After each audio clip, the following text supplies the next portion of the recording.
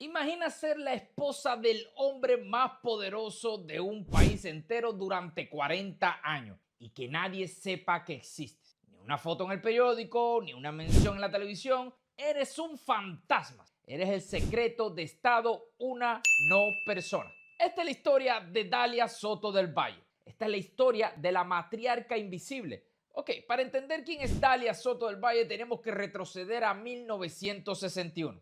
Estamos en Trinidad, una ciudad colonial hermosa en la provincia de Santi Espíritu, en el centro sur de Cuba. La revolución cubana acababa de triunfar hace 2 años. En medio de todo ese fervor revolucionario, hay una joven maestra de apenas 17 o 18 años. Su nombre, Dalia Soto del Valle. Dalia no era una campesina pobre, era hija de un terrateniente.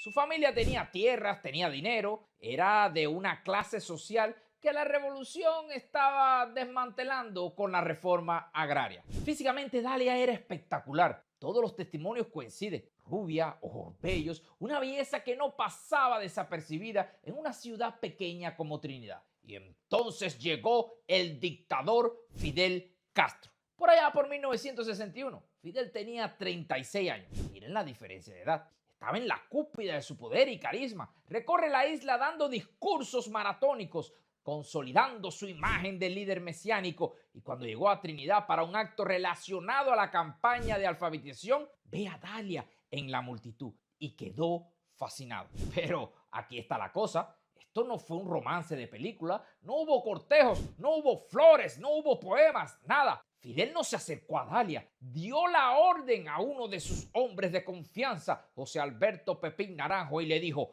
tráeme a esa muchacha. Ok, piensen en esto. Estamos hablando técnicamente de una menor de edad. Estamos hablando también de un hombre con un poder absoluto, un hombre que podía ordenar fusilamientos, expropiar propiedades, cambiar leyes con un chasquido de dedos. Y ahora estaba ordenando que le trajeran a una joven de 17 años, prácticamente una menor de edad. Pepín Naranjo organizó todo. Esa misma noche hubo un evento privado en una escuela, presentaron formalmente a Dalia y a Fidel y al final de la noche los dejaron solos. No fue seducción, fue prácticamente una requisición, una adquisición. Menos de un mes después, Dalia estaba embarazada de su primer hijo, Alexis, que nacería en 1962. Ese embarazo fue su boleto de salida de Trinidad y su sentencia a la clandestinidad. Dejó su vida como maestra de provincia para siempre y comenzó su nueva existencia como el secreto mejor guardado del comandante dictador en jefe de la isla de Cuba. El problema es que Dalia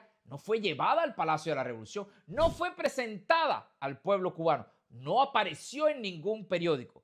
Fue instalada en una casa discreta en Punta Brava, en la periferia de La Habana, una casa vigilada 24/7. Porque para que Dalia pudiera estar cerca de Fidel, primero tuvo que pasar por un proceso de investigación de contrainteligencia brutal. Juan Reinaldo Sánchez, quien fue escolta de personal de Fidel Castro durante 17 años, lo cuenta todo en su libro La vida oculta de Fidel Castro. Pepín Naranjo fue el encargado de investigar a Dalia. Tenía que asegurarse dos cosas. Primero, que ni ella ni su familia tuvieran vínculos con la contrarrevolución. Recuerda, su familia era de terratenientes, exactamente el tipo de gente que estaba perdiendo todo con la revolución. Muchos de ellos estaban alzando en armas en el Escambray muy cercano de Trinidad. Segundo, que no tuvieran conexiones con el régimen de Batista, que pudiera convertirla en un vector para un intento de asesinato. Una vez que pasó las investigaciones, Dalia fue puesta en cuarentena en una casa de Punta Brava. Pero aquí está la cosa,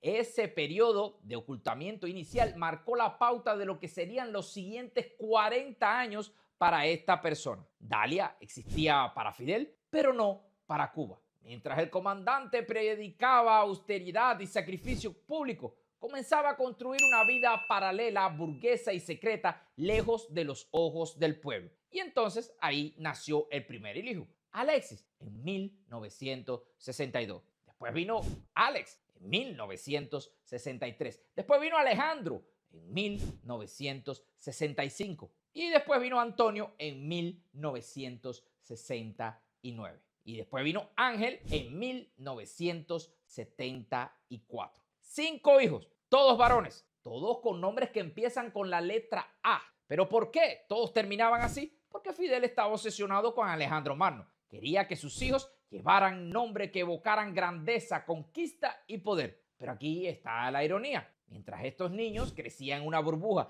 de privilegio absoluto, el resto de los niños cubanos crecían con libretas de racionamientos, sin juguetes, sin leche, después de los 7 años. Pero espérense, que esto no termina ahí. Durante casi 20 años, de 1961 a 1980, la existencia de Dalia fue literalmente un secreto de Estado. Solo el círculo más íntimo de Fidel sabía de ella y de esos niños. La justificación oficial era seguridad. Decían que la CIA tenía cientos de planes para asesinar a Fidel y que mantener a la familia en secreto era la única forma de protegerlos. El nivel de secreto iba mucho más allá de una simple medida de seguridad. Era una política de Estado, una obsesión personal. El porqué de la verdadera razón por la que Dalia fue borrada del mapa no era solo seguridad. La razón tenía nombre y apellido: Celia Sánchez Manduley. Celia Sánchez no era una secretaria. Celia era prácticamente la revolución. Había combatido en la Sierra Maestra después del triunfo de la revolución. Se convirtió en la sombra de Fidel, su mano derecha, su confidente más íntima,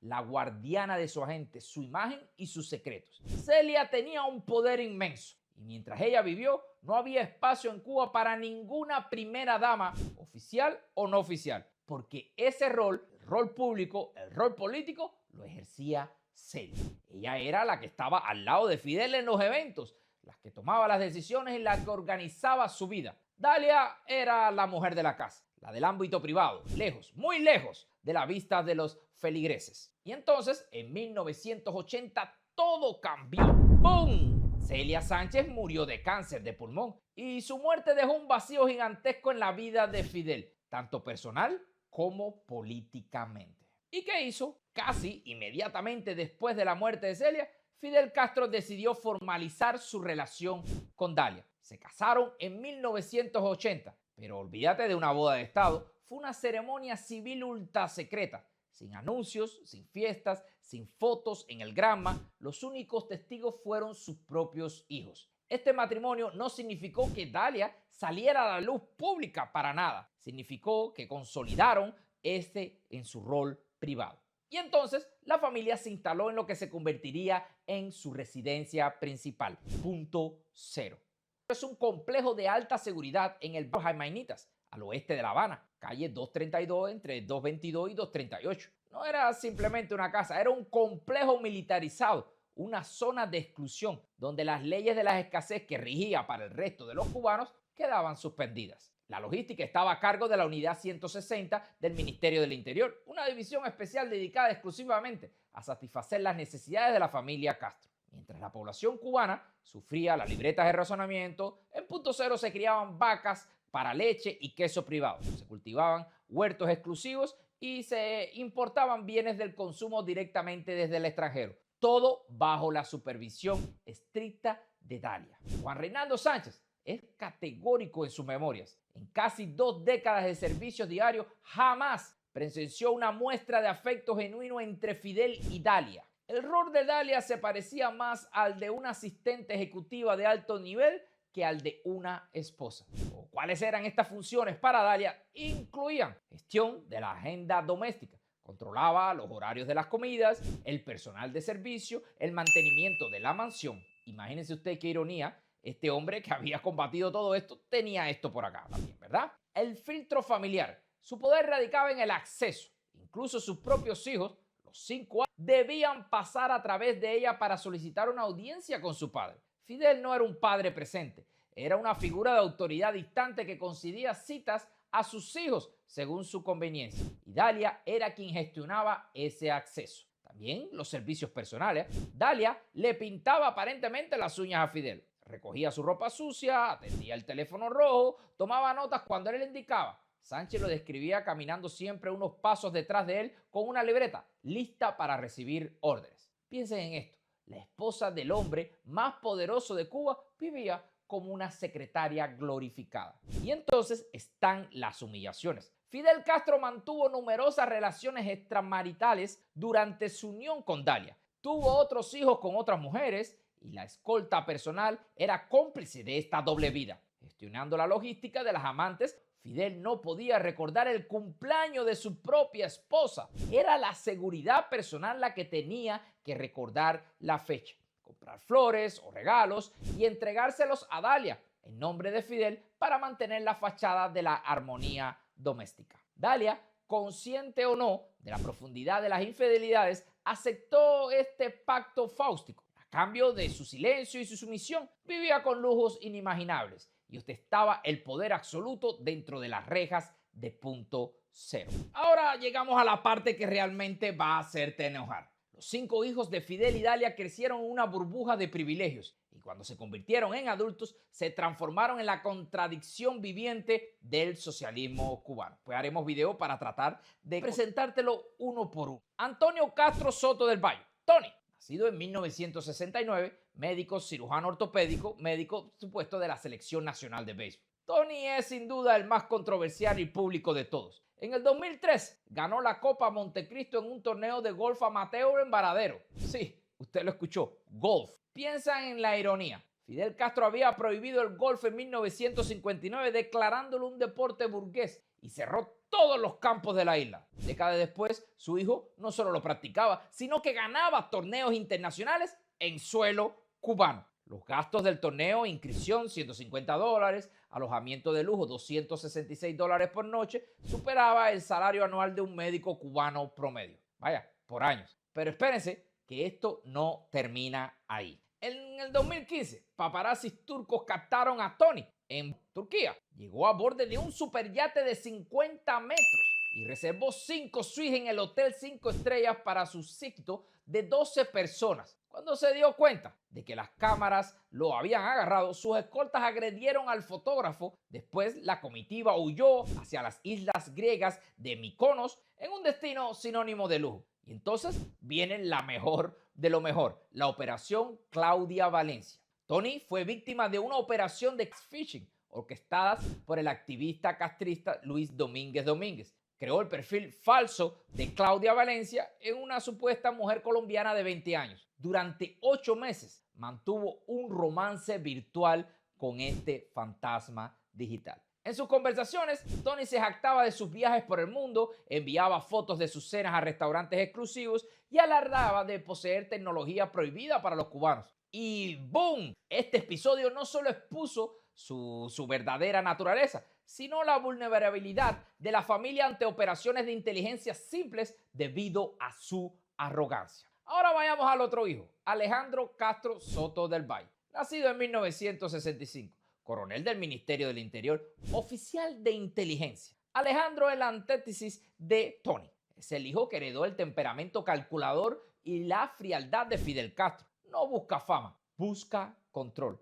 Operando desde las entrañas del aparato represivo, Alejandro ha sido vinculado en operaciones oscuras que entrelazan el Estado cubano con el crimen organizado. Investigaciones, periodistas vincularon a Alejandro con Ovidio Tender, un magnate romano condenado a 12 años de prisión por lavado de dinero. Entre el 2012 y el 2014, Alejandro habría actuado como el padrino de Tender en Cuba, facilitando negocios y operando como intermediario. El caso Artiles. Un informe explosivo sacó a la luz transcripciones de un juicio por el lavado de dinero en Cienfuegos. Los documentos vinculados a Alejandro con Enrique Anacio Artiles Matas, un cubano-americano condenado por narcotráfico en Estados Unidos. Testigos bajo juramento declararon que los Artiles mantenían una estrecha amistad con Alejandro Castro, quien visitaba su casa y le facilitó la compra de un Jeep Toyota verde olivo. Cuando el nombre comenzó a surgir rápidamente en el juicio, el tribunal cubano cortó abruptamente esa línea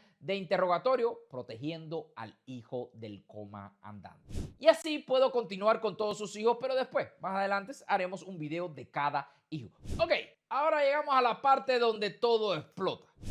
El 25 de noviembre del 2016, Fidel Castro Ruz murió. Y su muerte no solo marcó el fin de una era política, marcó el inicio de una purga familiar brutal. Durante años se rumoreó sobre la tensión entre Dalia Soto del Valle y su cuñado, Raúl Castro. Dalia, ejerciendo el rol de guardiana en punto cero, restringió el acceso a Raúl a su hermano durante los años de deterioro de Fidel Castro. Esta barrera generó un resentimiento profundo en el clan de Raúl. especialmente en su hijo, el coronel Alejandro Castro Espín. Te voy a dejar un videito por aquí arriba para que lo pinches y lo veas cómo todo esto empezó. Quien controlaba los organismos de inteligencia. Y entonces, tras los funerales, la protección de Dalia se evaporó. Fuentes de inteligencia y reportes de colaboradores indican que Raúl Castro ordenó la salida de Dalia y sus hijos de la residencia principal de Punto Cero. Los motivos: Dalia fue reubicada en una residencia lujosa,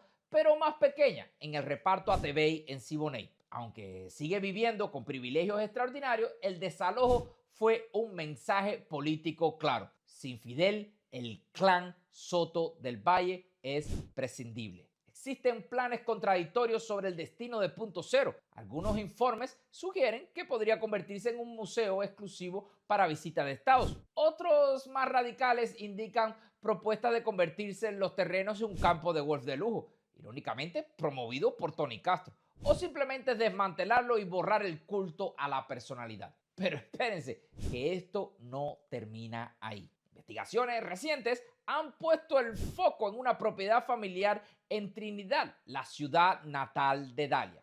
Alega que la familia mantiene una casona colonial cerrada al público que funciona como un almacén de seguridad. Según testimonios locales, en esta propiedad se resguardan obras de artes, antigüedades y bienes de valor incalculable que fueron descomisados a familias que abandonaron el país. Dalia es señalada como la administradora de facto de este inventario, actuando como la custodia del patrimonio expoliado. Ok, hablemos de lo que realmente importa aquí, la historia de Dalia Soto del Valle. No es una historia de amor revolucionario, es la crónica de una élite que construyó un muro para separarse de las consecuencias de su propia ideología. Dalia pasó de ser de una maestra de provincia a convertirse en la matriarca en la sombra, la mujer que gestionó la doble vida de Fidel Castro. Crió a 5 hijos bajo preceptos capitalistas, disfrutando de yates, viajes a Europa, autos alemanes y tecnología de punta, mientras su esposo exigía al pueblo cubano socialismo o muerte. Piensen en esto conmigo, ahora mismo, siéntense y reflexionen por un momento. Durante décadas, el mundo creyó en el mito del líder austero, del revolucionario que dormía en hamacas y comía arroz y frijoles con el pueblo. Pero la verdad es que Fidel Castro vivía en mansiones con piscinas, comía langostas, carnes importadas y criaba a sus hijos como príncipes burgueses. Y Dalia fue la guardiana de ese secreto. Su invisibilidad fue su contribución a ese gran teatro político. Conflicto actual entre el clan de Raúl Castro y la exposición pública de los nietos en redes sociales son los síntomas finales de la descomposición de esta dinastía, que ya lo hemos hablado bastante en este canal. Al salir a la luz los escándalos de narcotráfico, corrupción, la vida de lujo, se desmorona el último mito que le quedaba a la revolución, la austeridad de sus líderes. Pero aquí está la ironía final. En el 2025, Cuba está en su peor crisis desde el periodo especial. Apagones de 20 horas, hospitales sin medicinas, escuelas derrumbándose, éxodos masivos. ¿Y dónde está la familia Castro Soto del Valle? Bueno, Delia vive en una mansión en Siboney. Tony viaja por el mundo, Sandro Castro conduce su Mercedes, Alex vende libros en Europa, Alejandro opera en las sombras del Minin. Ninguno de ellos ha renunciado a un solo privilegio. Ninguno de ellos ha pedido perdón. Ninguno ha devuelto un solo dólar que le robaron al pueblo cubano. Así que déjame saber en tus comentarios. ¿Crees que Dalia fue víctima o cómplice? ¿Crees que sus hijos deberían ser juzgados por corrupción? Si esta historia te voló la cabeza, comparte este video porque esta historia se necesita ser contadas y el pueblo cubano la necesita. Así que nos vemos en un próximo video. Chao.